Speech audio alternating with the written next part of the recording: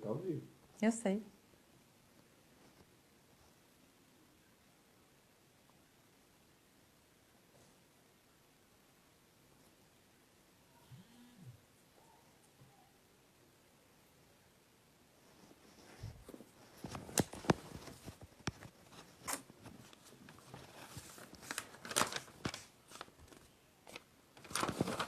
Boa noite. Vamos chegando. Nosso convidado de honra hoje já está aqui, já chegou, já te chamo, Suzuki. Que legal. Oi, Mimi. Olá, pessoas. Vamos entrando. Boa noite.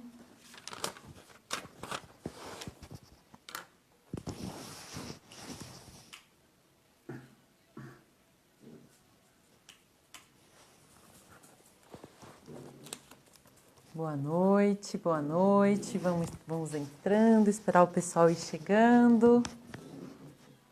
Quem quiser avisar também, tem uma setinha aqui embaixo que dá para você compartilhar essa live direto no Instagram. Então dá para avisar também algumas pessoas que já começou.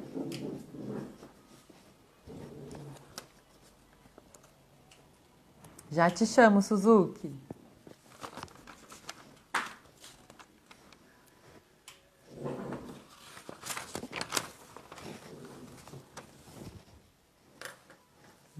Esperar o pessoal entrando. Boa noite, boa noite. Muito bacana a gente poder se reunir de alguma maneira, né? Para a gente conversar um pouquinho e falar de outros assuntos, tentar deixar a cabeça um pouquinho mais fresca com outras novidades, né? Com outros assuntos. Para começar aqui, para vocês entenderem, agora vai ser uma série de bate-papos com outros musicoterapeutas, colegas bem bacanas. Então, uma fala musicoterapêutica. Tinha pensado num formato quinzenal e a aceitação foi tão legal por parte dos meus colegas que a gente vai fazer semanal. Então, já tem um Igor Ortega para a semana que vem, no dia 3, na quarta-feira. Ele vai falar de música, musicoterapia e surdez, que é bem legal. Ele fez bastante estudo sobre isso. E no dia 10 vai ter a Keila falando de abordagem plurimodal. Vai ser bem bacana. Então, o pessoal tá aderindo. A gente pensou em fazer quinzenal e agora vai ser semanal. Tem bastante gente. Eu tenho bastante colegas também para chamar, né, para a gente falar dessa fala musicoterapêutica de um jeito bem amplo. Existem várias musicoterapias, né, dentro da própria musicoterapia. E hoje, né, o meu convidado de hoje, eu vou precisar assim, de uns 10 minutos para falar do currículo dele, né, que além de um amigo, a gente fez alguns semestres juntos lá na FPA. Ele é uma pessoa assim, muito bacana e ele é músico. Ele é musicoterapeuta, ele fez pós-graduação nas FMUs sobre a investigação em musicoterapia. Ele é diretor da eMind, Atividades Integrativas. Ele participou de programas masterclass de facilitação de círculo de tambores nos Estados Unidos. Ele investiu bastante tempo aí, né, em informações bem importantes. Ele é Life Professional Coach no método ISOR. Não sei se eu falei certo, depois ele me corrige. Ele atua como facilitador de círculos de tambores no setor organizacional, abrangindo empresas grandes como a Toyota, Avon, Itaú, dentre várias outras. Ele faz atuação clínica em setores que nem o CAISMIN, no CAPS, no INCOR HC, no Hospital Sabará, dentre outros. Ele é ex-vice-presidente da APMESP, que é a Associação dos Profissionais de Musicoterapia do Estado de São Paulo. Ele é colaborador da Virada Sustentável SP, do coletivo Ocupe e Abrace, da Praça Nascente, que também é em São Paulo. Um influenciador, um entusiasta, né, de vários estudos, muita epistemologia, né, Suzuki? Eu vou chamar aqui o Suzuki para entrar com a gente.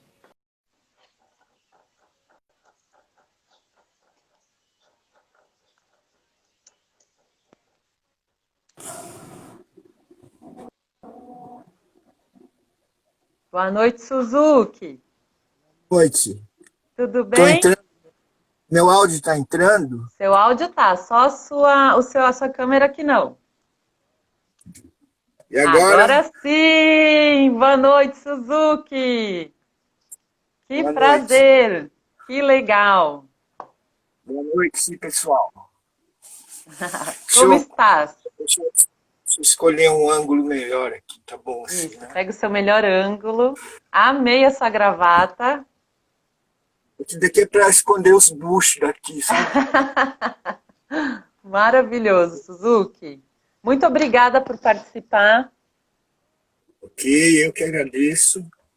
falar com as pessoas, né? A gente bater esse papo de musicoterapia, que a gente fica tão dentro, né, Suzuki? Você também, como já trabalhou na PMESP, já fez vários estudos, investigações científicas, né? Epistemológicas, como você muito dizia.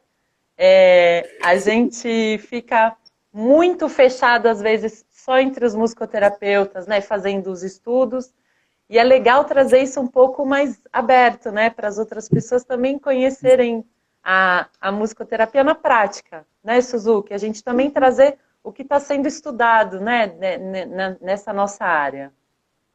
Pois é, eu acho que agora com todas essas facilidades aí, esses encontros, né, principalmente entre musicoterapeutas, e que se discute muito os porquês, a parte científica, né, que não interessa muito você para outras áreas assim, é interessante a gente fazer, né? É o que tem acontecido muito, né? Agora, hoje eu vou tentar entrar numa linguagem menos técnica, embora às vezes é necessário você ser um pouco mais científico e tal, mas eu acho que o que eu queria é colocar, vamos dizer assim, os conceitos de musicoterapia mais, vamos dizer, próximos das outras modalidades, mais próximos de outras profissões, vamos dizer assim, né?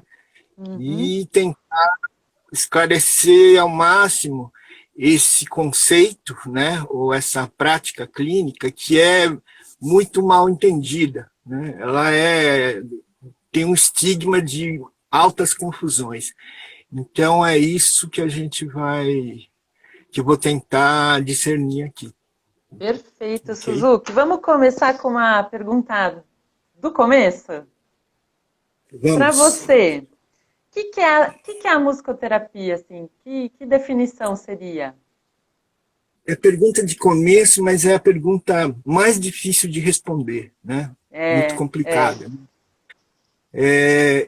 Então, vamos dizer assim, que a musicoterapia é uma prática clínica, vamos dizer assim, de ajuda para o outro, né? Onde se utiliza não necessariamente a música, mas experiências musicais, tá? Que é uma coisa muito importante, porque a música sempre é a música do outro, de quem você está tratando, né? É a música do paciente, do cliente, vamos dizer assim, né? Então, e aí existem as experiências musicais que tecnicamente é a improvisação, a recriação, os métodos receptivos e tal, né, que isso no momento não interessa muito, e é através da música e dessas experiências que você atinge, vamos dizer assim, o subconsciente, ou estimula alguma coisa nesse paciente que ele reage, tá? e o musicoterapeuta, vamos dizer assim, por meio de coisas previamente definidas, consegue fazer essa leitura, né? Essa leitura que a gente chama de escuta musicoterapêutica, né? Então, escuta também é uma coisa, é um conceito muito complicado também. E uma característica importante é que a musicoterapia é um processo não verbal, né? É um processo não verbal. Portanto, para Japa é uma coisa boa, porque Japa é um cara travado, né? Então, mas com a música você vai lá e pumba, né? Então, eu ouvi falar de um caso lá na ACD de um senhor, né, nipônico, que teve um AVC, ele ficou todo travado, né? Mas ele conseguia cantar 2 músicas japonesas, né? Você vê que louco, né, que é. Mas é isso, eu defino a musicoterapia assim. Então, a musicoterapia não é música para relaxar, né? Desde que o musicoterapeuta, por meio de uma análise, consiga achar, né, a música desse paciente que faz ele relaxar, aí sim, isso é uma prática musicoterapêutica, né? Mas, assim, não existe música, em musicoterapia não existe música para relaxar. Tem música que vai relaxar e tem música que relaxa um, mas vai deixar o outro bombado, hiperativo ou surtado até, né? Então, isso Não tem a famosa fórmula de bolo, né, Suzuki, na musicoterapia, que às vezes as pessoas confundem um pouco, né? Tem a música para isso. Não, não existe essa fórmula, né, de bolo. Sim, não existe essa fórmula. A musicoterapia tem os seus processos muito bem definidos, né? Agora, ela pode pegar algum conhecimento de outras áreas, né? E que contemplam o eixo teórico da musicoterapia, não que você vai se apropriar de qualquer jeito, entendeu? Isso vem, né, desde a formação da teoria da musicoterapia, né? Sei lá, a parte psicodinâmica, né, psicanalística de Freud, né? Quando tem coisas mais drásticas assim, né? Quando fala muito cocô, xixi, já falou em Freud, né? Então é isso aí. Muito bem. É legal isso, porque muitas das dúvidas que eu recebo, e acredito que muitos também musicoterapeutas recebem, é isso, né? Você me indica uma música para tal coisa, né? Ou a famosa, se escutar Mozart, vai ter um desenvolvimento cerebral melhor no bebê, né? Tem várias coisas assim que a gente acaba escutando e que se confunde com a prática clínica da musicoterapia, né, Suzuki? Isso é legal a gente começar a levar esses processos, essas dinâmicas, né, esses objetivos terapêuticos que fazem ser, né, um processo de musicoterapia. Certo. Existem alguns exemplos que são bem legais para se entender, né? Você falou em bebê e aquele negócio de ouvir Mozart, né? Não tem nada a ver com o tal do efeito Mozart, né? Efeito Mozart, é tudo que é menos musicoterapia. Mas como você disse em bebê, é assim, com 18 semanas, né? Com licença aos pediatras, com 18 semanas, né? O feto lá tem o início, né? Do sistema neurológico dele, né, que é o SNC, mas não tem cérebro ainda, né? Ele não tem cérebro. Porém, ele é capaz de, né, do início desse sistema nervoso, ele é capaz de sentir as vibrações e etc, né? Então, aí a gente diz que o bebê não ouve, esse feto não ouve, mas ele já escuta, né? Ele já escuta, ele sente, ele está no líquido amniótico lá, enfim, qualquer barulhinha, qualquer coisa, qualquer punzinho que a mãe dá e pumba, já vai ressoar nele. Então, essas práticas que muitos pais aí, né, fazem aquele negócio de pôr a mão da barriga, ah, meu filho, você será muito bem-vindo, né? E te é maior mico, né? Tem gente que fala, pô, maior mico, não está entendendo nada, ele não está ouvindo. Na verdade, aquilo lá é uma prática para ter uma conduta apenas. Porque o fato de você falar aquilo, você está gerando vibração e energia para ele, né? E quando ele sair daquela proteção toda, né, e tal, quando a mãe ali, deixar ele para fora, aquele fenômeno é uma coisa de muito impacto, de grande impacto, né, para o bebê. E assim que ele ouve, da agora, né, o som da voz da mãe, do pai, ou até pode ser de uma música, quem sabe, e tal, ele já tem o que a gente chama de vínculo, né? Ele, por meio da escuta, né, ele faz esse vínculo de pertencimento daquele pai, daquela mãe, entendeu? E daquela paisagem, por exemplo, né, sonora, né, e tal. Então, isso é um jeito também é um exemplo de explicar a musicoterapia, né? Porque desde pequeno, desde 18 meses, né, o feto começa a escutar. Ele não ouve, mas ele escuta. Mesma coisa, deficiente auditivo. Deficiente auditivo não ouve, mas ele escuta. Ele escuta, né? Então, esses são exemplos bem legais, né? O deficiente visual não vê, né? Mas ele vê por meio de uma escuta, né? Ele vê pela escuta. Então é isso. Né? Exatamente. Então é melhor, você precisa me brecar, porque senão eu começo a falar. Não, mas é bacaníssimo, acho que a gente tem que falar. Também queria deixar aberto aqui, se alguém tiver alguma dúvida, alguma coisa quiser escrever, eu vou anotando. Estou aqui com a minha assistente maravilhosa, que é a minha filha de novo. Ela vai anotando e a gente pergunta para o Suzuki. Se não der para perguntar todas aqui, Suzuki, você permite que eu te passe? Claro, só eu respondo tudo. Tá? Aqui já apareceu uma, Suzuki, ó, só para a gente não pular para a próxima. Ó. A Gil Soprano, linda! Então, podemos considerar que fica no subconsciente essa escuta do bebê? É isso, Gi? Provavelmente a escuta do bebê fica no subconsciente, Suzuki? Isso.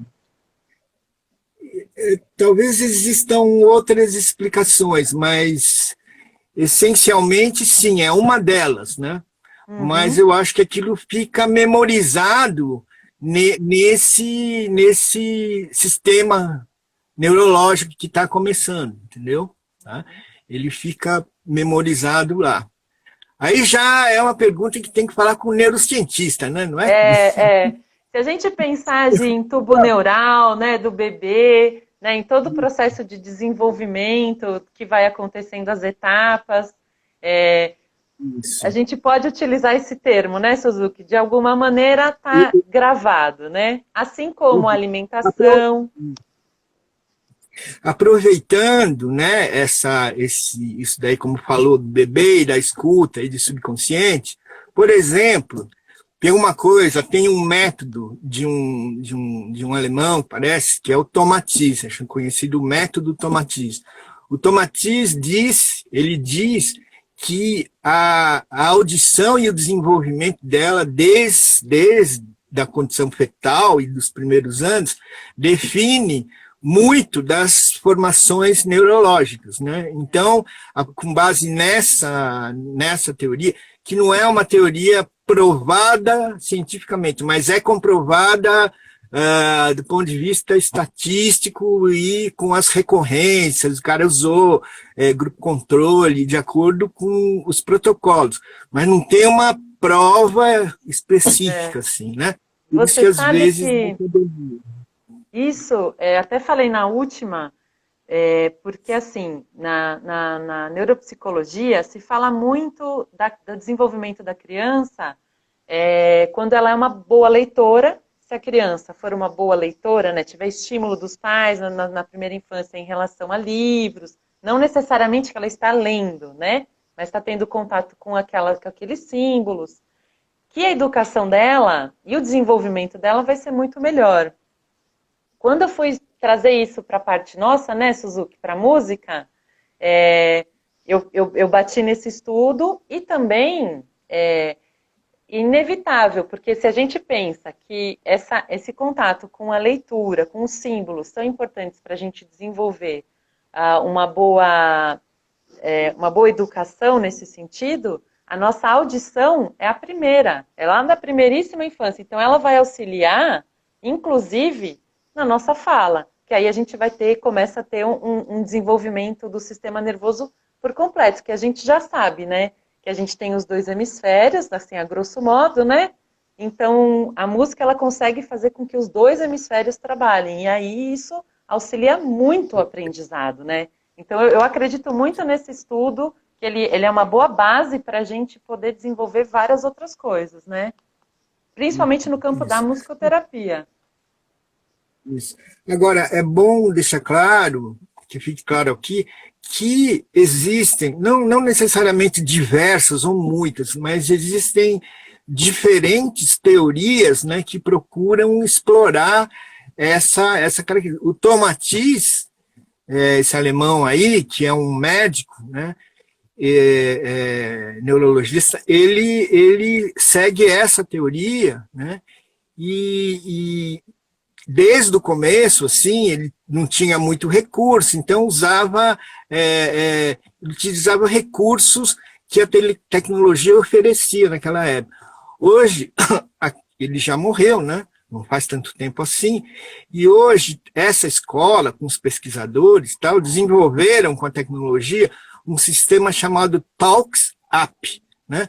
Que é uma caixinha, né? Que deve ser um computadorzinho e tal, e que ele é programado de acordo com o paciente. Então, o especialista nesse método faz análises, faz uma série de testes, né, e programa esse aparelhinho, e ele é ligado num fone de ouvido, né, um fone de ouvido que na parte superior, onde ele faz a curva aqui, existem uma série de componentes vibratórios, né, então é por lá que ele emite as vibrações. Então, tem um pouco da teoria da vibroacústica, né, e tal. Uhum. E aí você tem uma música, né?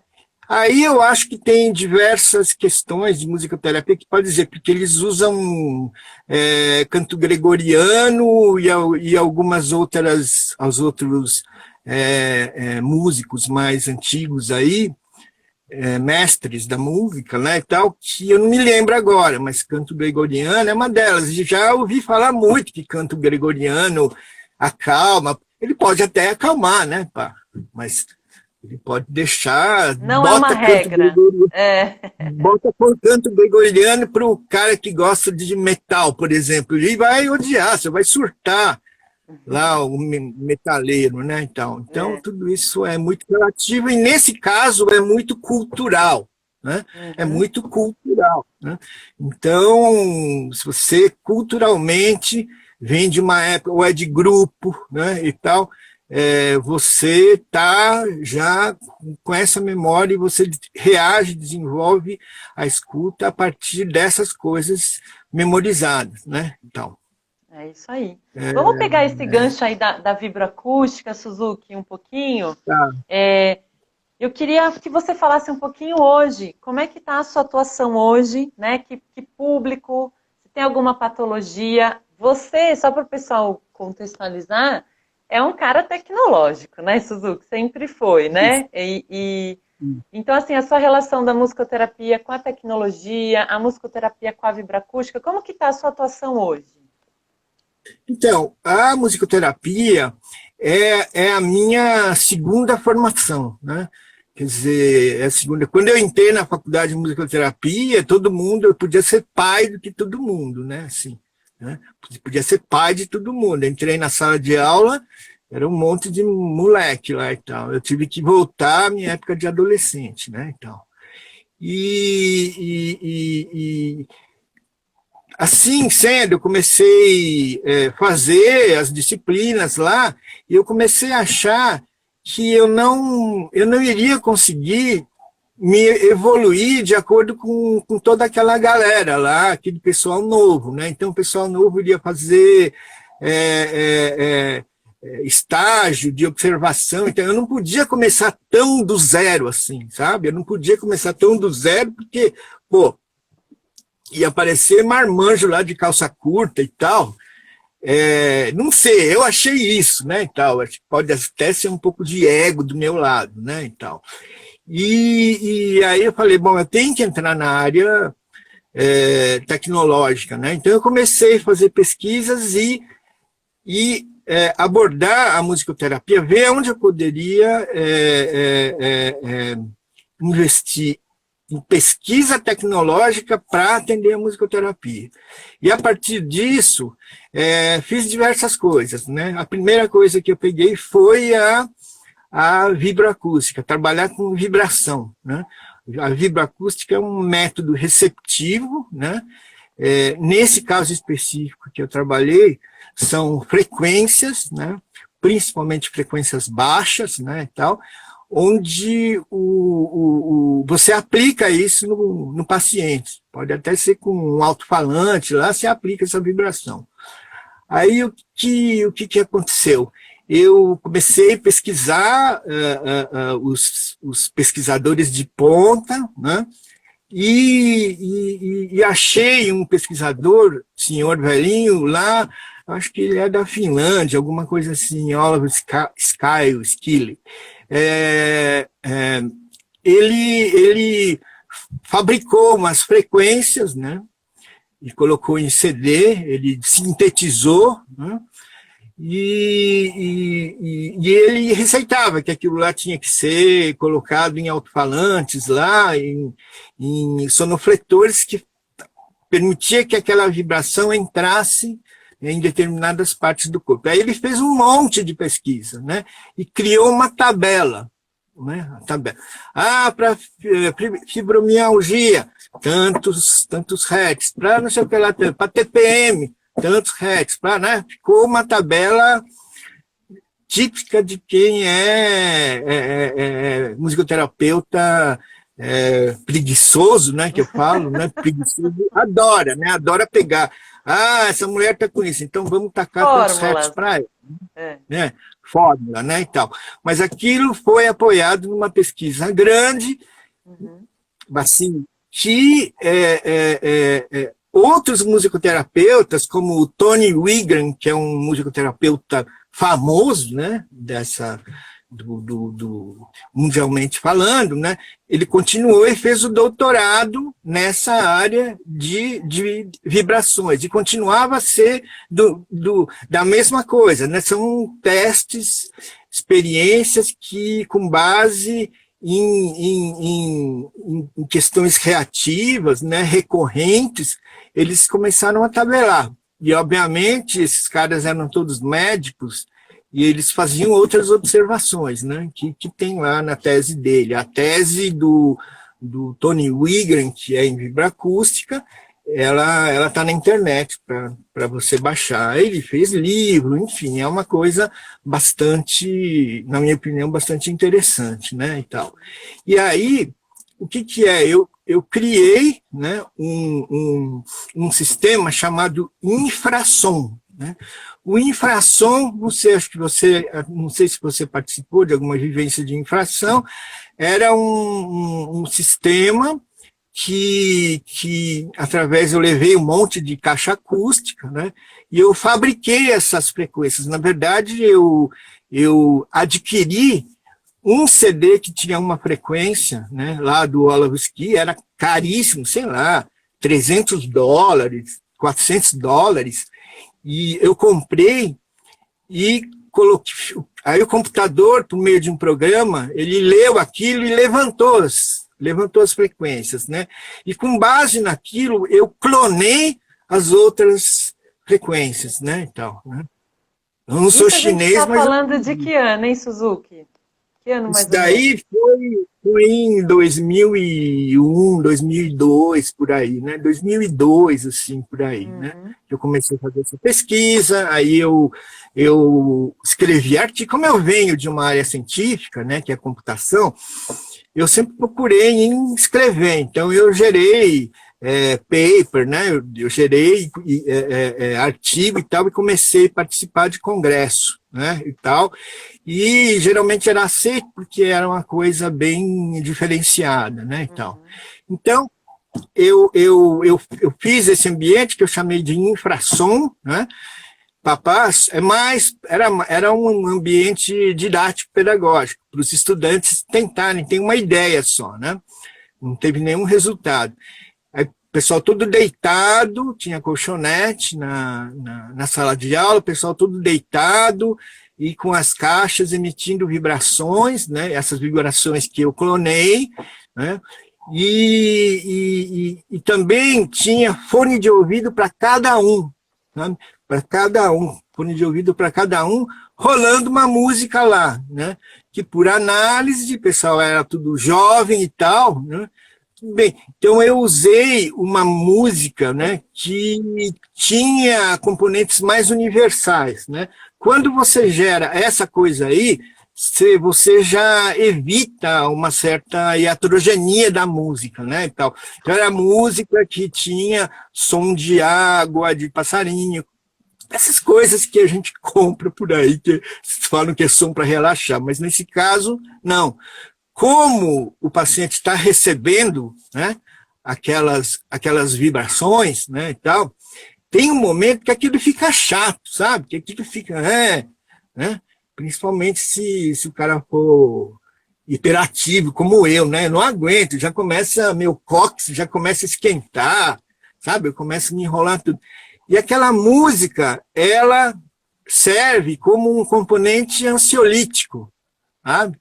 Não está fazendo efeito nenhum, mas a música faz o paciente viajar e tal, e aquela vibração passa a não ser tão chata, né? Chata, porque a vibração é chata. É como você vai num túnel aí de ressonância magnética, puta barulheira e tal, e podia ter alguma coisa um pouco mais, né?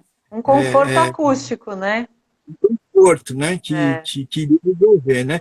Então aí eu desenvolvi esse cara aí que eu chamei de infrasom. Infrasom porque são frequências bem baixas, às vezes são frequências inaudíveis, né? E tal. Para dar um exemplo do infrassom, ele é tão potente que existem lugares, né, que, que, que, que são, ou seja, que produzem infrassom cuja origem é desconhecida, entendeu? Ah, um morro, uma montanha, um lugar que tem uma mina lá por baixo, enfim, pode ter até uma explicação mágico-religiosa, né, e tal. E aí falam que é a montanha mal assombrada, uma casa mal assombrada, que a pessoa entra lá e começa a passar mal, né, e tal. Mas é por causa do infrassom. O infrassom é uma coisa que te atinge e gera um certo desconforto, né, então, infrassom.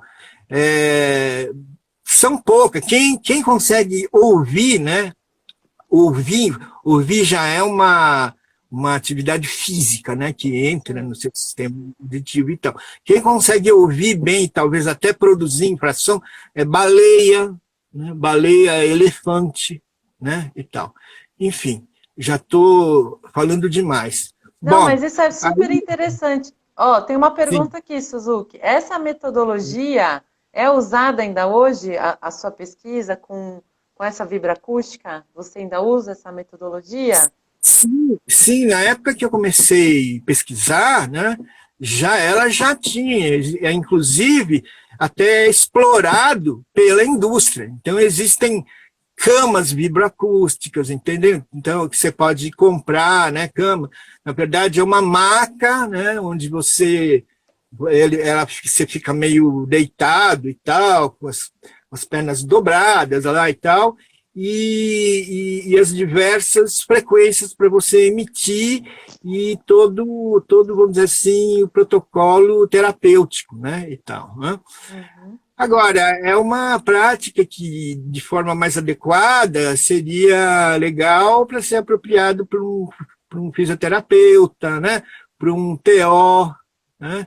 Fazer uma para interdisciplinaridade, digamos assim, isso, né? para um fisiatra, para um médico ortopedista, e sim, para algum médico que gosta e explorou um pouco mais esse tipo de coisa, né? Ó, tem Aí, uma pergunta aqui, Suzuki, desculpa te cortar, mas acho sim, que vai ser pertinente, ó.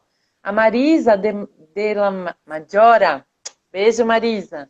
Em que casos o infrassom pode ser usado? Que acho que cai um pouquinho no que você está falando agora, né? olha, em diversos casos, entendeu? Então eu vou colocar nos casos. A G, musicoterapeuta trabalha muito com processos de interdisciplinariedade e transdisciplinariedade. Então, não necessariamente a intervenção dele gera uma cura, Uhum, definitivamente. Então, sempre tem que pensar assim. Mas essa prática de vibroacústica, essa abordagem que eu estou falando agora, serve para relaxar. Se relaxa, então serve para quem tem crise de dor, né? Para resolver problema. Não que resolve um problema de dor, mas quem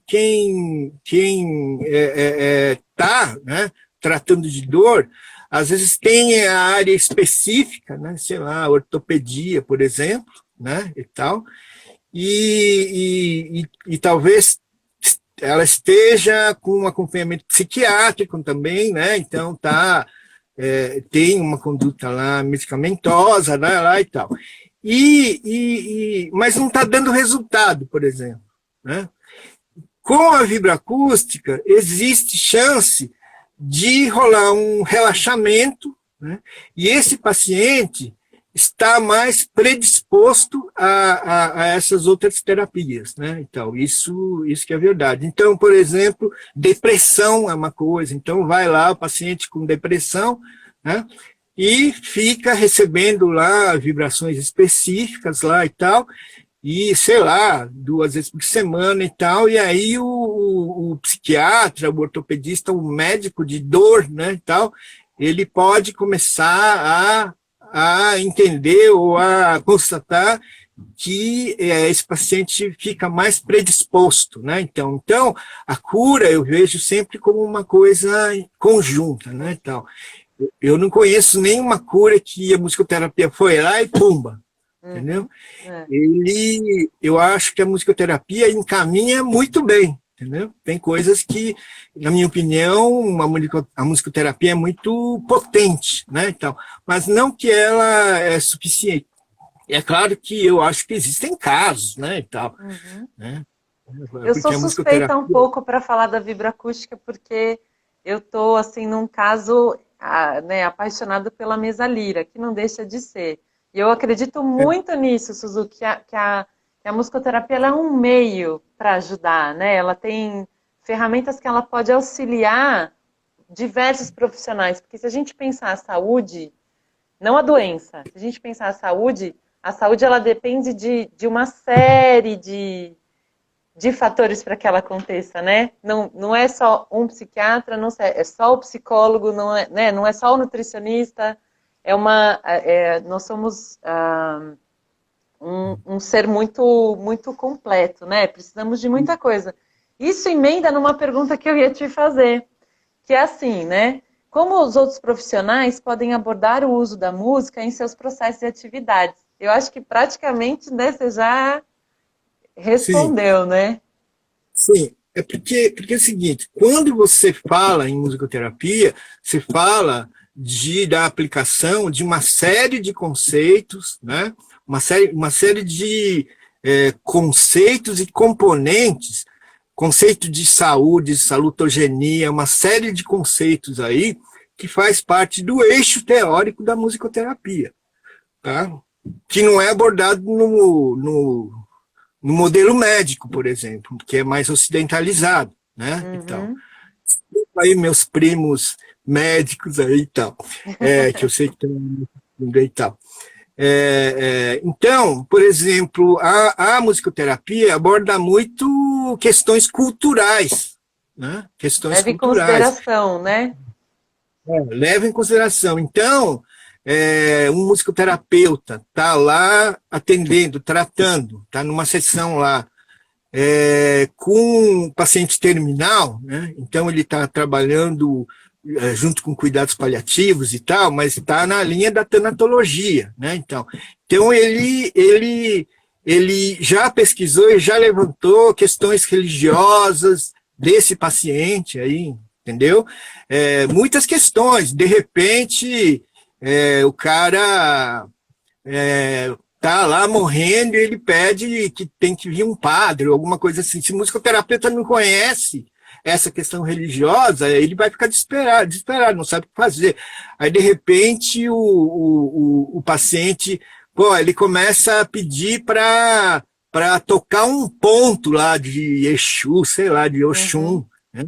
Então, por isso que em disciplinas de musicoterapia, a gente tem aquelas disciplinas que têm cunho cultural, de música de raiz, a gente aprende tudo isso, né? A Mariana Caribé que ensinou para a gente, né? Então, enfim, então, a Mariana musicoterapia... Caribé é maravilhosa, né, Suzuki? Desculpa te cortar, né? Foi uma professora maravilhosa.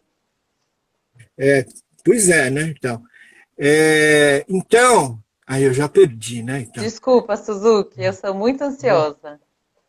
Então, a musicoterapia tem esse arcabouço aí, muito grande aí e tal, muito amplo, e tem que tomar muito cuidado, porque às vezes ela se perde, né? Mas eu não sei se eu respondi a pergunta, que é para que coisa, para que patologias, né, eu posso aplicar esse processo vibroacústico. Então, é aquilo que eu já falei, né? A vibroacústica, comprovadamente, ela relaxa, ela acalma, né? Então, quem está tratando depressão, né, tudo isso daí, depressão, ansiedade, quem está pânico e tal, tem alguém tratando da dor, tem alguém fazendo terapia, psicoterapia ou análise, né?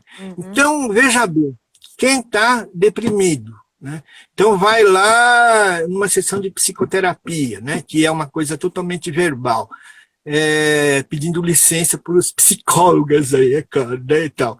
Eu acho que todo mundo aqui já teve uma pontinha de depressão, qualquer coisa. E na terapia, a última coisa que ele quer, se ele está deprimido, ele quer conversar, sabe? A última coisa que ele quer é conversar, né? Então, igual eu tinha uma amiga que quando eu ficava mal, assim, ela chegava e falava, pô, vai arrumar o seu quarto, né? Puta, a última coisa que eu quero é arrumar meu quarto. Sei lá, deve ter gente que se acalma assim, mas eu não, né? Pô, quando você tá deprimido, você tá morrendo, você quer morrer, né? E tal. E, enfim, você recebe essas vibrações e você fica mais legal, né? Você fica mais legal. Tem outras coisas que estão associadas com a vibração, o lance do tocar tambor e tal, que gera, mas isso é para a próxima pergunta que acho que você vai fazer. Musical. Né? Aqui, pegando as perguntas aqui, eu acho que você respondeu. Tanto a Márcia Keller, beijo Márcia, que ela perguntou quais os benefícios da vibroacústica na enxaqueca. Eu acho que você já deu uma esclarecida dentro das patologias, sim, né, Suzuki? Sim. Eu acho que dá para focar mais essas questões, né, na dor de cabeça propriamente dita, né? Precisa ver certas origens, né, que a enxaqueca e a dor de cabeça já tem estudos, né, que, enfim, que aborda, né, de uma forma mais específica, né? E às vezes é só um sintoma, né? Com base nesses aspectos, né, o musicoterapeuta vai estimular. Talvez a vibroacústica tenha uma maneira, ou a vibração é mais adequada, né? Por exemplo, eu estou me iniciando num processo vibratório que é com diapasão, né? Que é aplicada em acupontos, né? Então, isso daí, talvez para dor de cabeça, para enxaqueca, talvez seja alguma coisa adequada, né? Então, mas eu acho que tudo depende de uma série de estudos e tudo depende da escuta do musicoterapeuta. Às vezes, o musicoterapeuta, ele descobre, ele saca a abordagem mas ele não tem competência técnica para aplicar. Por isso que a gente tem que ter um networking de colegas, né, e tal. Que você, olha, vou te encaminhar para uma pessoa que é fera nisso daí, né, e tal. Então, é por isso que a gente tem que ter uma boa rede. É É isso isso aí. mesmo. E a gente vai criar Eu só essa queria rede. complementar isso. Eu só queria complementar sobre a vibroacústica, né, dentro da minha pesquisa. Então, eu criei esse ambiente chamado infrassom, apesar de novo, né, eu já tinha uma formação, eu já tinha muita pesquisa científica na área de modelos matemáticos, coisas desse tipo assim. Então, eu já comecei a trabalhar já em congressos, né, em fóruns de musicoterapia e tal, e aí eu tinha uma coisa na cabeça, isso precisa entrar na clínica, né, ela precisa ter algum poder clínico, no mínimo. Aí eu era aluno da professora Keila, musicoterapeuta, né, de mão cheia, né, e tal, que muitos devem conhecer. E eu fui fazer estágio de observação com ela, né, então. E como eu estava com essa questão da vibroacústica, né, em destaque, fervendo em mim, eu propus alguma coisa para ela, para a gente trabalhar no setting, né, e tal, de musicoterapia. E era na ABRIT, que era a Associação Brasileira de Síndrome de Rett, né, então, acho que a maioria não conhece síndrome de Rett. Síndrome de Rett, o bebê nasce saudável e tal, e com 2 anos ele começa a ter perda, perde de andar, perde de fala, é uma coisa muito chata, né? Puta, detona tudo. E aí, isso, em Rett, né? Em Rett, você tem 2 características, né, de Rett. Uma que são as meninas, isso dá, eu estou falando em menina porque 99,9% é menina. Então tem menina Rett, que é hipotônica, então é toda molenga, assim, né, toda você precisa colocar naquelas pranchas e tal, né, não reage, né, e tal, que tem que ficar de olho, porque senão saliva e pode engasgar e tal, né? Tem que, enfim, né? Síndrome de Rett exige 100% dos pais, né? E tal. O outro tipo de quadro em síndrome de Rett são as hiperativas. Né? Então, tem as hiperativas que têm muita estereotipia de mão, né? E elas ficam correndo para lá e para cá. Né? Então, tem que tomar cuidado com mobiliário, né? Não pode ter coisa pontuda, então o pessoal lá usa fralda, né, para colocar fecha a janela, porque a criança pode pular, né? Pode pular, saltar pela janela. E ela tem um quadro bastante interessante, que ela fica lá, né, correndo, pulando e tal. Parece um macaquinho, né? Não para. E isso gera uma hiperventilação, né? E isso é seguido, né, de uma apneia, né? De uma apneia. Isso é bem verificado, né? A criança fica... Aí chega uma hora que, punda, dá uma apneia, ela trava assim, você vê... tal, e punda, tem convulsão logo em seguida, né? E tal. E, por exemplo, o fato de você controlar, né, esse movimento já é um sucesso, entendeu? Porque aí a fisioterapeuta entra para evitar, com os exercícios assistidos, para evitar escoliose, por exemplo, né, e tal, e assim por diante. O pessoal entende nessas questões. Aí, o que aconteceu? Eu, na hora, né, porque existe uma intervenção em musicoterapia onde você toca, né, a música do paciente, que a gente fala. Então, consultando os pais, ela gosta dessa música aqui, que é funk, é sertanejo, sei lá o quê.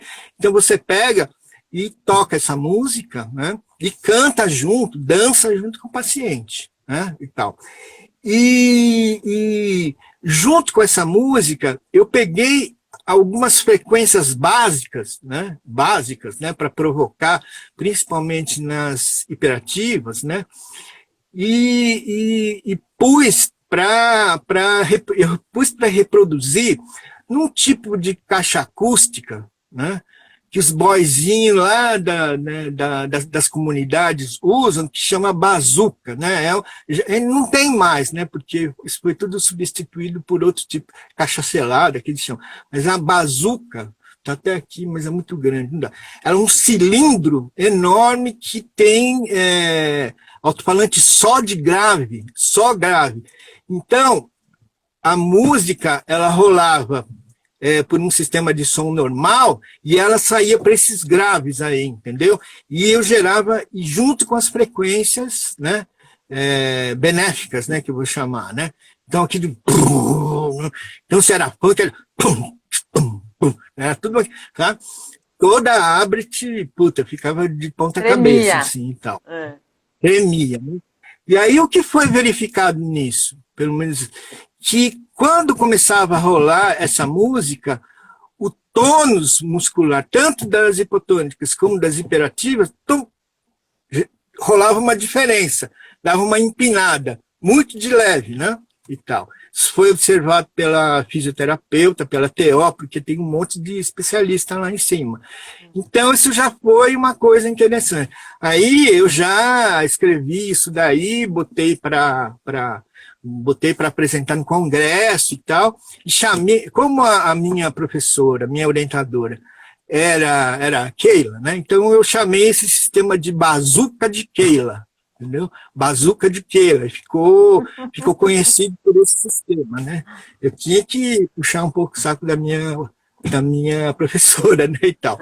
E isso se chamou bazuca de Keila, né, e tal. Agora, infelizmente, não houve continuidade nisso, né? Porque você não consegue desenvolver todos os passos, né? Hoje a musicoterapia você consegue jogar assim cortinas de fumaça para alguém pega por interesse e continuar, né? Continuar. Mas tudo bem. Maravilhoso. Suzuki, se eu te falar que a live no Instagram ela dura 1 hora, né? E aí cai. Tá. Então é capaz de daqui a pouco, daqui uns 3 minutinhos vai encerrar. Para não encerrar de uma maneira grossa, né, de você não poder se despedir, nem eu se despedir das pessoas, né? Queria te agradecer imensamente de você ter vindo falar aqui. Acho que 1 hora foi pouco, né? A gente tem assunto e você tem história, casos, assim, maravilhosos para contar. Você consegue, assim, em 2 minutos, Suzuki, só para finalizar, dizer qual que é a sua perspectiva que você tem na musicoterapia? Tá. O que eu vou falar aqui, entendeu? Pode cutucar muitos, inclusive os musicoterapeutas, super pesquisadores, né? Mas os doutores, principalmente, que eu acho que devem estar aí, né? Camuflados aí e tal, né? Tomara. Mas, né? Na minha opinião, a musicoterapia, porque a musicoterapia, ela é homologada pela Organização Mundial de Saúde, então ela é uma prática totalmente ocidental, né? Então, dadas essas características da musicoterapia, onde ela aborda um arcabouço muito grande, né? Então tem várias abordagens, pega aqui, pega dali, pega da cultura. Na minha opinião, foi uma maneira da cultura científica ocidental, né, se apropriar, entendeu, do mosaico holístico, se apropriar da bruxaria, o jeito, né, de se apropriar da bruxaria, se apropriar, enfim, né, se apropriar do processo de benzimento lá, enfim, né? Eu acho que é isso. Então, essa é uma fala minha, não vi escrito em nenhum lugar, mas eu tenho essa conclusão, né? E do ponto de vista de perspectiva, eu acho que ser musicoterapeuta, do jeito que eu acredito, é a profissão do futuro. Você está entendendo? É a profissão do futuro, porque a cura pela arte, entendeu? É tudo, porque, enfim, está bem, o processo de intervenção ocidental do modelo médico está muito bem definido. Você vai lá e pum, né? Eu que fiz 4 craniotomias aí recentemente, ao longo de um ano aí, saquei muito bem, entendeu? O foco é muito orientado para a doença, não tem tempo para cuidar do doente, né, e tal. E eu acho que aí tem TO, tem fisioterapeuta, tem psicólogo e tal. Mas eu acho que na medida que os focos vão entrando, eu acho que o papel do musicoterapeuta vai ser muito significativo, né? A ciência não deixa um curandeiro entrar, mas vai deixar o musicoterapeuta entrar, entendeu? Né? Sei lá, vou pedir licença para todo mundo, porque é um jeito homologado de ser curandeiro, né? Enfim. Né? Eu quero agradecer aí a presença do pessoal. Tem uma galera que faz tempo que não vejo, o William da Voice Technology, enfim, obrigado para todos aí, e queria avisar que eu vou eu vou ministrar dessa vez um workshop de vibroacústica dia 17 de junho, né? É uma clínica, esse é biomúsica, alguma coisa assim, então. Mas obrigado, pessoal. Legal, manda o link para mim que eu divulgo aqui também. Tá legal. Eu ia até tocar aqui, mas como não tem, então não vou tocar. Não. Nossa, olha, eu acho que falta 1 minuto para encerrar, Suzuki. Se você quiser encerrar tocando, dá. Muitíssimo obrigada, gente, por terem participado. Valeu, Suzuki. Tá legal. Obrigada. A gente termina com o Suzuki tocando.